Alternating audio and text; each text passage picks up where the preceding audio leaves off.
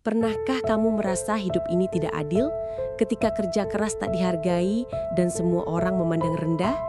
Itulah yang dialami Lisa, gadis sederhana asal Sulawesi yang berangkat ke Taiwan sebagai pembantu rumah tangga. Tak pernah ia sangka perjalanan hidupnya yang penuh air mata justru membawanya bertemu takdir yang mengubah segalanya. Dari dapur sempit majikan hingga pelaminan mewah bersama seorang pengusaha Arab kaya.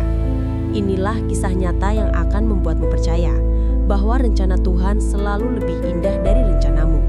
Lisa hanyalah gadis sederhana dari pesisir Sulawesi, anak nelayan yang sudah tiada sejak ia kecil. Ibunya berjualan kue di pasar demi membesarkan 3 anaknya. Meski hidup serba kekurangan, Lisa tumbuh jadi gadis yang sopan, cantik, dan pekerja keras. Cita-citanya sederhana, ingin punya rumah layak untuk ibunya yang sudah renta. Suatu hari, Lisa ditawari tetangganya bekerja ke Taiwan sebagai PRT. Gajinya besar, Lis, cukup buat bayar utang dan nabung, kata tetangga itu. Dengan semangat, Lisa menjual perhiasan peninggalan almarhum ayahnya untuk biaya berangkat. Awalnya, pekerjaan berjalan lancar. Lisa mengurus rumah majikan, memasak dan menjaga anak-anak mereka. Tapi nasib berkata lain. 6 bulan kemudian, majikannya bangkrut dan memutus kontrak. Lisa panik, utang keberangkatan belum lunas, dan tabungannya habis untuk biaya hidup di Taiwan. Dalam kebingungan itu, ia bertemu seorang teman sesama TKW yang menawarinya pekerjaan di tempat karaoke. Lisa ragu, tapi kebutuhan memaksanya mempertimbangkan. Di tahun kedua kerjanya di rumah majikan Taiwan, Lisa mulai merasakan tekanan yang berat. Majikannya sering memarahi tanpa alasan, menambah pekerjaan di luar kontrak, bahkan menahan gajinya dengan alasan utang agen belum lunas. Malam-malam, Lisa menangis sendiri di kamar kecil dekat dapur, memeluk foto ibunya di kampung. Suatu hari, kabar buruk datang dari Sulawesi. Adiknya jatuh sakit parah dan butuh biaya rumah sakit segera. Lisa panik, uang tabungannya tidak cukup. Sementara majikannya tak mau memberi gaji lebih awal. Di tengah keputusasaan itu, seorang teman sesama TKW, Rani, menawarkan solusi yang terdengar mudah. Kamu ikut aku kerja di tempat karaoke. Nggak usah takut, cuma temani tamu nyanyi, gajinya bisa lipat-lipat dari ART. Bujuk Rani. Awalnya Lisa menolak. Ia tahu resiko dunia malam. Apalagi ia berasal dari keluarga yang memegang kuat nilai agama. Tapi bayangan adiknya yang terbaring di rumah sakit membuat hatinya goyah. Ya Allah, kalau ini satu-satunya jalan, aku kuatkan, batinnya. Pertama kali masuk ke tempat karaoke, Lisa gugup. Lampu warna-warni, musik keras, dan aroma parfum bercampur minuman asing menyambutnya. Malam itu ia duduk di sudut, hanya mengamati teman-teman lain melayani tamu. Tapi perlahan ia mulai diajak bernyanyi, menuang minuman, dan tertawa bersama pengunjung. Gajinya malam itu lebih besar dari sebulan bekerja di rumah majikan. Namun, di balik uang yang mengalir deras, Lisa mulai kehilangan ketenangan. Setiap pulang larut malam, ia merasa lelah dan kosong. Telepon dari ibunya membuatnya menangis, apalagi ketika sang ibu berkata, "Jaga diri baik-baik, Nak. Ibu percaya kamu kerja halal di sana." Kata-kata itu seperti pisau menusuk hatinya. Hingga suatu malam, Lisa bertemu seorang pria Arab bernama Ahmad di ruang VIP. Wajahnya teduh, tutur katanya sopan, berbeda dengan kebanyakan tamu yang pernah ia temui.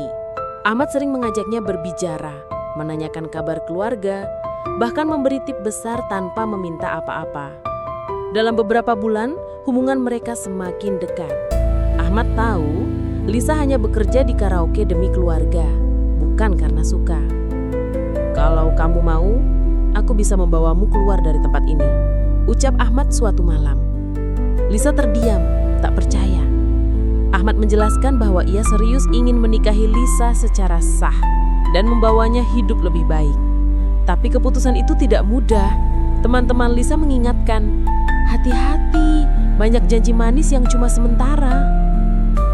Di tengah dilema itu, majikan karaoke mengetahui rencana Lisa dan marah besar. Mereka mengancam akan memutus kontrak dan melaporkannya ke agen jika ia keluar sebelum masa kerja selesai. Lisa terjebak antara memilih kebebasan atau tetap di sana demi keamanan sementara. Hari-hari berikutnya penuh ketegangan. Ahmad tetap menemuinya, meyakinkan bahwa ia siap menanggung semua biaya penalti agar Lisa bisa keluar. Sementara itu, ibunya di kampung kembali sakit, membuat Lisa semakin ingin segera mengubah hidupnya. Dalam doa panjang di malam sepi, Lisa akhirnya memutuskan ia akan meninggalkan dunia malam apapun resikonya. Hari itu, Lisa duduk termenung di balkon kosnya. Hujan tipis membasahi kota, sementara pikirannya berputar. Apakah ia akan terus bertahan di jalan yang salah, atau berani melangkah keluar? Pikirannya kacau, sampai sebuah peristiwa tak terduga terjadi. Seorang pria Arab yang sering menjadi tamu VIP datang lagi malam itu. Bedanya, kali ini ia tak datang untuk bersenang-senang. Pria itu bernama Fahad. Melihat Lisa tak seperti host lain. "Matamu tidak seperti mereka," katanya pelan. Obrolan singkat berubah jadi pertemuan demi pertemuan. Fahad tahu masa lalu Lisa, tapi tak menilai dari itu. Beberapa bulan kemudian, Fahad melamar Lisa secara resmi. Datang dengan rombongan dan penghulu di Taiwan. Lisa mengenakan baju adat Sulawesi yang ia pinjam dari komunitas perantau. Saat akad selesai, air matanya jatuh. Bukan karena sedih, tapi karena merasa Allah memberinya jalan pulang. Fahad membawanya keluar dari dunia malam, mengurus semua dokumen agar Lisa bisa hidup layak. Mereka pindah ke apartemen mewah. Tapi yang membuat Lisa paling bahagia adalah ia tak lagi harus menukar senyumnya untuk uang. Setahun kemudian, Lisa pulang ke Sulawesi. Bersama Fahad, ia membangun rumah megah untuk keluarganya dan sebuah musola di dekat rumah. Warga heran. Dulu ia pulang dengan wajah lelah dan pakaian sederhana. Kini ia pulang sebagai istri seorang dermawan. Tapi bagi Lisa, itu bukan soal harta, itu soal pembuktian bahwa masa lalu tak harus menentukan masa depan. Lisa kini duduk di teras rumah mewahnya, memandang sawah yang membentang hijau. Suara anak-anak mengaji dari surau kecil di ujung desa terdengar merdu, membuat matanya kembali berkaca-kaca. Siapa sangka, gadis yatim piatu yang dulu hanya punya impian sederhana bisa sampai di titik ini. Dulu, ia pernah terjatuh di jalan yang gelap, terjebak dalam dunia malam demi bertahan hidup. Tapi Allah menunjukkan jalan keluar dengan cara yang tak pernah ia sangka.